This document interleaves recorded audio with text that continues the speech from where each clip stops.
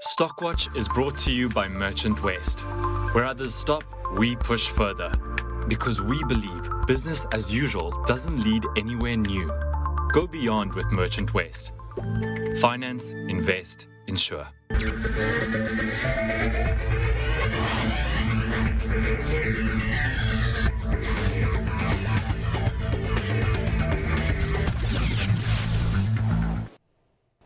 You're watching Stockwatch. I'm Simon Brown, and joining me to unpack your stock-related questions today, Mark Toit from Oyster Catcher Investments. Be sure to send your questions through via email, stockwatch@bdtv.co.za, SMS 41392, or on Twitter @BusinessDayTV, #Stockwatch. Mark, thanks for joining us. We're waiting for Ricus. He seems to have a problem, so for now, just you and I. I want to quickly just touch off on the US CPI that came out this afternoon.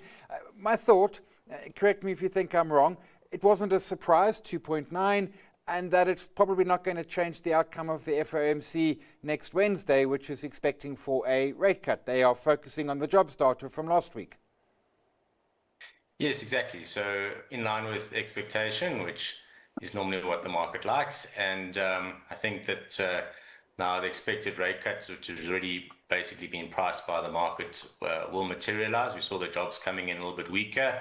So weaker jobs and stable inflation is a good environment for the expected rate cut to come.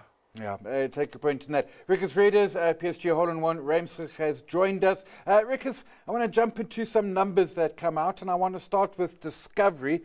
The trading update of a couple of weeks ago, if memory serves, the market really loved it. Results came out today. The market really hated it. What didn't the market like about Discovery results that they didn't see in the update? Or I mean, what is the story of Discovery? It's had a great run recently. It has, and I think that's part of it. Now, Discovery's numbers have always been an exercise in actuarial science, but yeah. Just taking a look through all the various metrics or ways of that they record earnings, I mean, I couldn't see anything bad in there. And taking a look at their commentary, the outlook, I mean, you know, it's a normal story about difficult local environments, but, you know, certain sections of their business doing very well, etc., etc. I really think it's just a case of the share price running ahead of these results. I mean, they were sitting at a historic price range of 18, I mean, compared to the rest of the market, and that sector is pretty high. So, yeah, I mean, the only thing, you know, even their banking business is starting to do it. To make a profit. I think it's just expectations running ahead of the results, but nothing bad that I could see in those results. Yeah, and to be clear, the share price is only back at May after a 9.5% sell-off today, to your point of getting ahead. Mark, your thoughts on the Discovery results and opportunity here? And I've got to confess up front, I read the results and at some page my head locks up because it is the complexity hurts, but your take on the numbers? Yeah, so I think maybe the outlook was maybe a little bit disappointing for some people. I mean, so they're guiding for earnings growth of 15 to 20%, which is actually really good. But when you're coming off a 29% earnings growth, maybe slightly weaker than some were expecting, so that, you know, maybe was part of it. There's a little bit of an assumption change, which meant that they wrote down some of their embedded value. But those are really the only two negatives that I could find. Otherwise, it seems like the group is in rude health. And I mean, what's not to like about earnings growing at 15 to 20%? It's pretty robust. Yeah, I take your point. In this economy, I mean, they've got some offshore as well, but financial services have not been given that many giant numbers at the moment. Let's stay with financial services for the moment. Mark, question coming through around Old Mutual. I like the results is the question. Is there opportunity here for an investor? Mark, what did you think of the Old Mutual numbers and the prospects for the company? Yeah, so we actually quite like the Old Mutual story. I think that, you know, if you sort of compare to what Momentum has been able to do, really refocus the group, there's a lot of opportunity, and Old Mutual can do very similar things.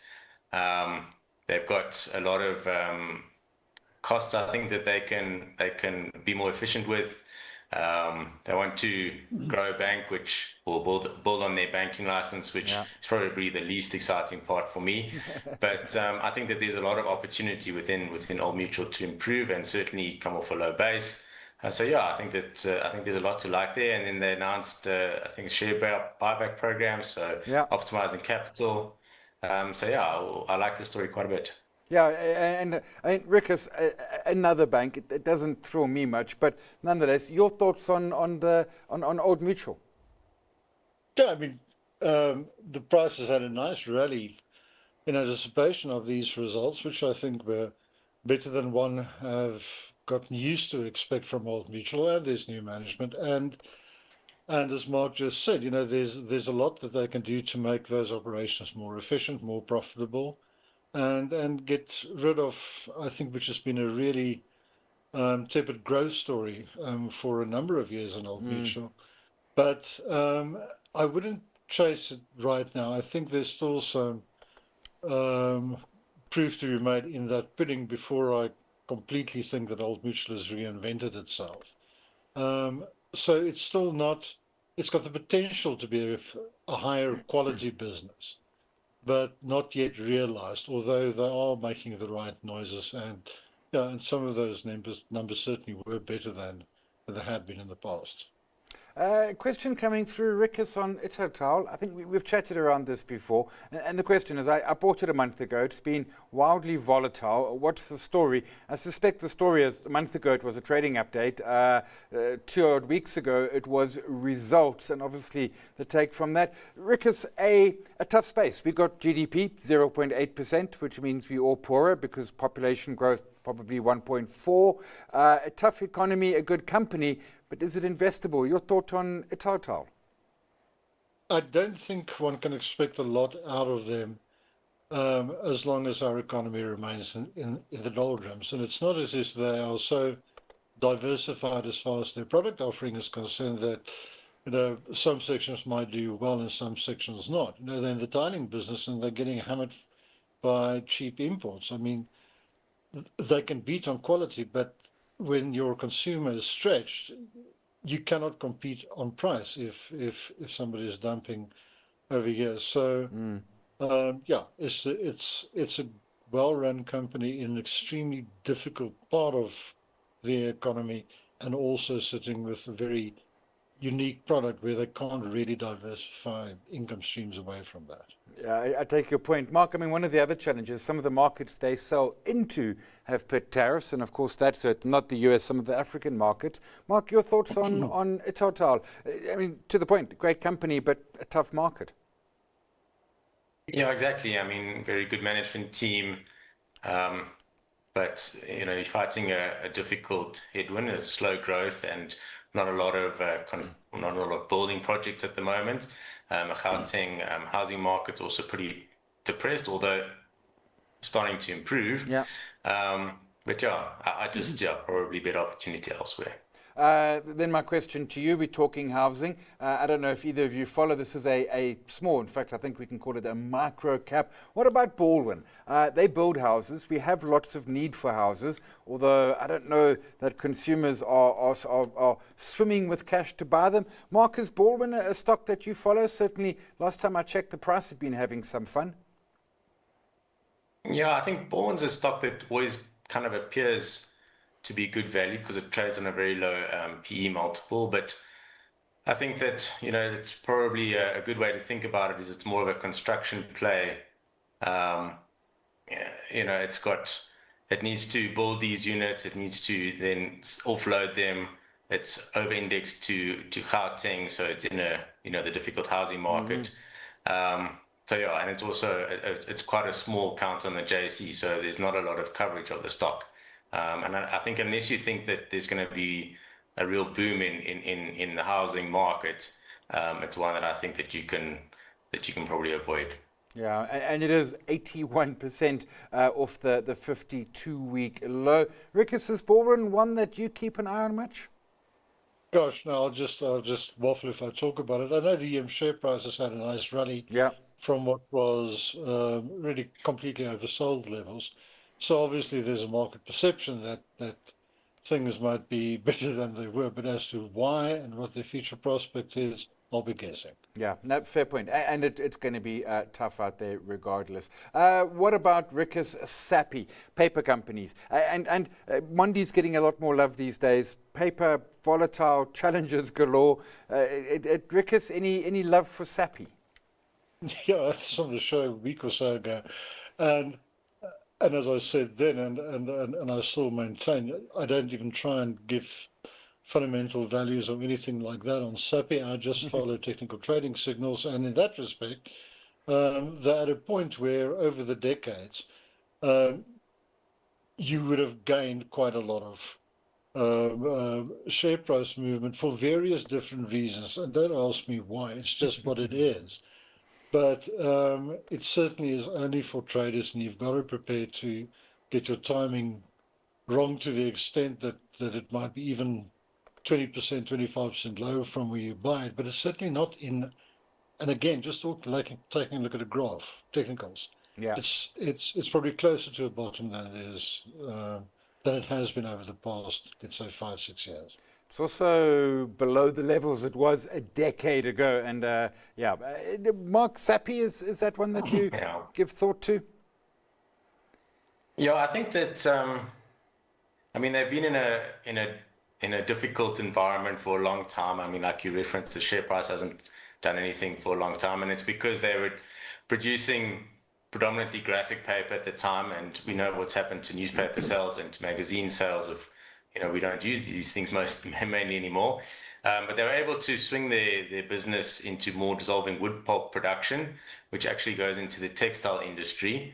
And dissolving wood pulp prices have been coming down. It's also related to the tariffs and, is there the same demand for garments out of China?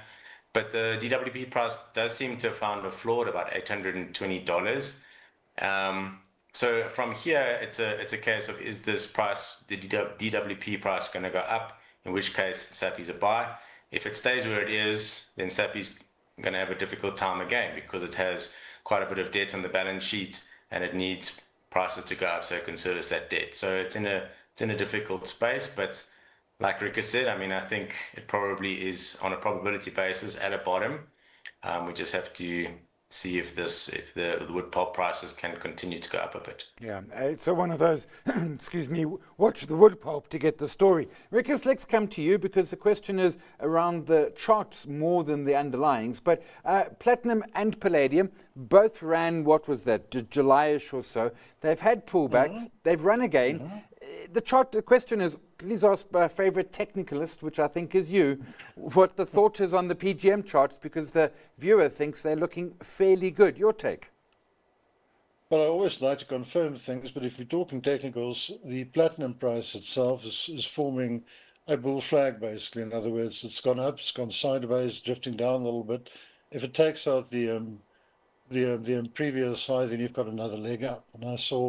And very similar with palladium. So if you tie that in with the World Platinum Council saying we're in structural deficit for the next 3 years, you have a little bit better than expected combustible car sales or diesel sales year, and you add uncertainty as far as the precious metal side or element of it is concerned, then again your probability is probably to the upside.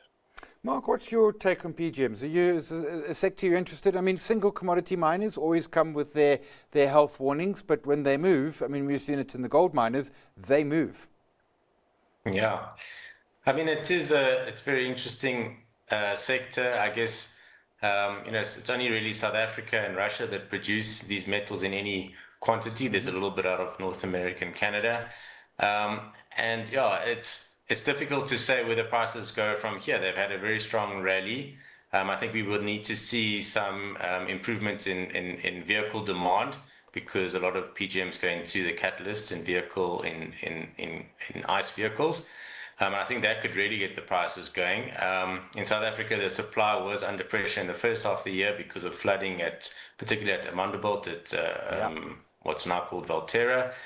So second half of the year should be slightly better supply, but longer term, there's very little supply growth and no one's investing in new mines. So if demand increases, then there could really be a real squeeze in the metal prices upwards.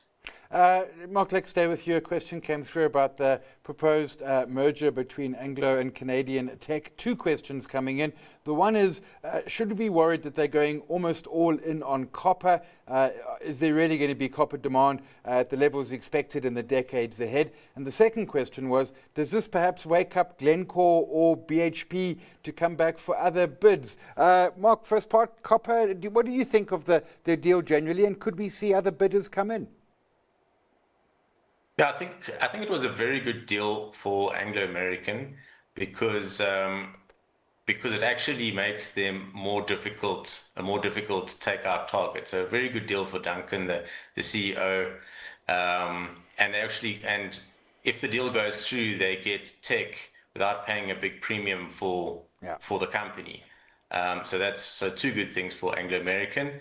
I think that there isn't a lot of risk of an interloper or someone else making a bid for Anglo, because they had to make quite a few concessions to get through the Invest in Canada Act.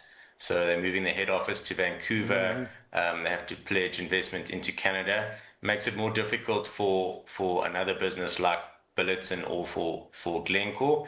And then also another thing to remember is that Glencore tried to do a copper deal with Teck, and that's already failed. So I think that there's probably low risk of another party bidding for that group. Also, part of the reason for the merger is that they've got actual real synergies between the two mines in Chile, which are next to each other, and they can extract more value by building a big conveyor belt and all sorts of things. So real value by merging these two companies together, which other companies wouldn't bring to the table. Yeah, and the Invest in Canada Act, I think, was as a result of the Glencore proposed takeover of Teck from a couple of years ago. So I take your point. There's some hoops to jump, and maybe others wouldn't be prepared to. Ricus, your take on the deal and they're going to be what, 60-70% copper? Yeah, I think that's the second part of the question. Mark explained very well the deal itself and possible counteroffer. So the question is, do you believe copper is the metal or will continue to be the metal of the future? I personally think so, but it doesn't really matter what I think. It's what the market thinks, because after all, these are cyclical companies and they are driven, in as much as any share price is where your net present value and fear and greed intersects. Commodities even more so. And at the moment, everybody is bullish on copper, and that more than anything else will drive share prices, possibly to levels where they are overvalued, where the future just seems too bright. But at the moment, I don't see any real question about the market sentiment that with what is happening in the AI-driven tech revolution and the power needs of those centrums, that we are going to get rid of copper anytime soon. Question coming through around offshore Oracle, and the question is, I randomly bought Oracle about 6 months ago, and wow, am I a winner tonight? Is the 30+% jump sustainable? Now, hey, let's not knock randomly buying winners. I've done that too, and you take it with both hands. Luck's a big part of this sometimes. Ricus, I mean, the story with Oracle really was more about the outlook, the forecasts going forward, extremely bullish, almost $1 trillion stock now. You're thinking, I mean, they are AI in a sense, they're data centers, they're cloud. Okay, I won't go too deeply into this, but valuations always matter. So you take a look at these high-tech stocks, and 10 years from now, you have to be cognizant of what price you bought something, at what valuation, and what's your probability of making a profit in 10 years' time. That's the valuation side of things. But that's got nothing to do with performance. And, I was just talking about copper. The same thing can be said for the whole hype surrounding AI and the revolution that goes along with that. So in that sense, at the moment, prices are being driven if a company's volumes are growing revenue is growing and if their margins are increasing. And you can see that very well in what happened with Oracle. You get obviously a quintuple of a revenue forecast and the share price jumps. That's what the market is reacting to on the short term. And I'm not going to argue against that momentum. So great if you've bought Oracle, but the market likes the story and any other type of story in similar companies in that sector. If there's any indication of great margins, great revenue, people are going to jump on those stocks. Yeah, and it's more than doubled in 6 months. So congrats to you. Mark, Oracle one that you have had a gander at? Yeah, I don't look at it closely. I guess we've been worried a little bit about how lofty the tech valuations are. But you know, with the US interest rates coming down, it's good for growth stocks.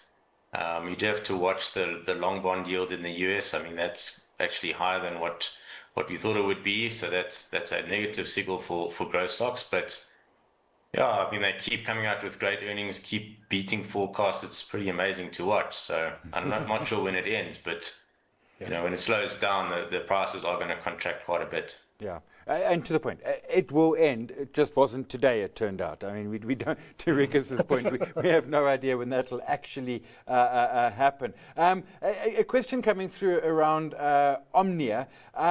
Chemicals still under pressure, but eventually they recover. Omnia, great management, great business. Is it worth having a look at Omnia in the current climate with expectations that one day chemical prices improve? Mark, your thoughts on Omnia?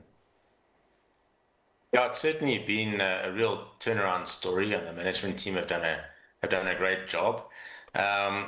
Also, I think that the explosives in the mining sector, I mean, they're exporting into other countries. I think that's also doing well.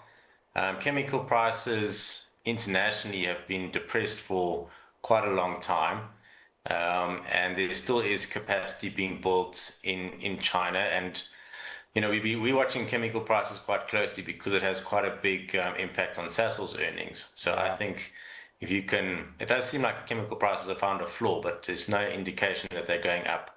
So I wouldn't buy Omnia for chemical prices. I would buy Sasol if you think the chemical prices are going to go up. I think if you continue to think that their expansion in their mining business and explosives is going to continue, then I think Omnia is the pick for you. Okay.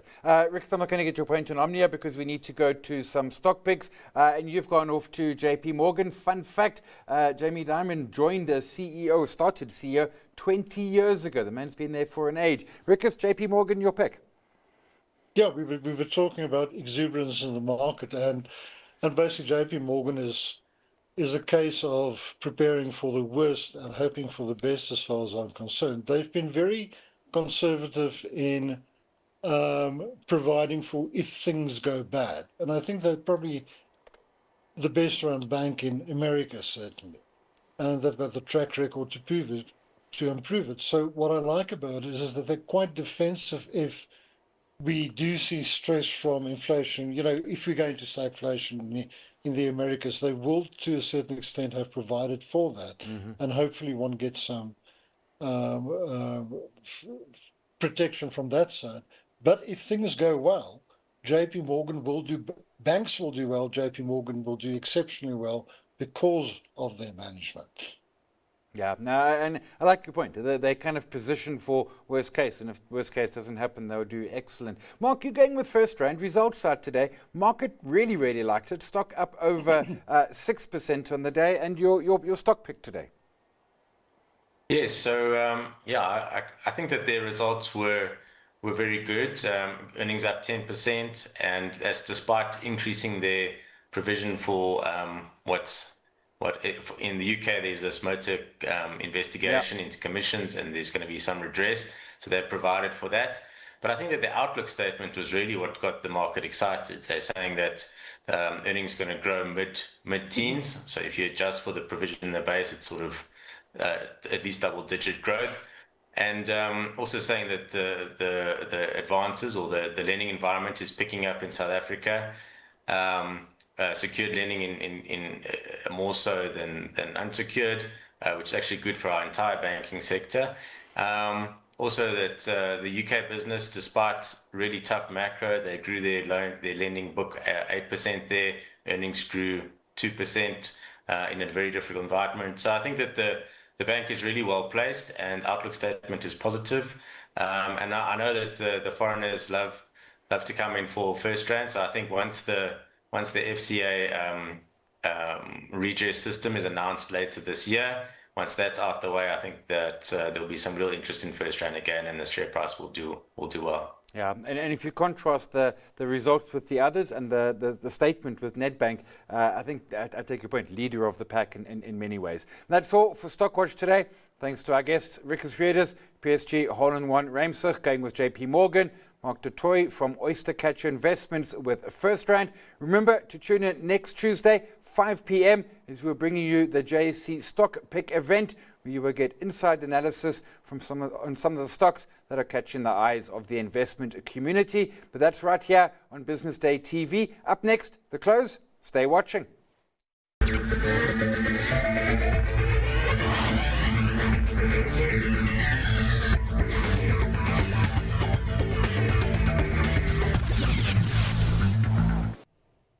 Stockwatch is brought to you by Merchant West.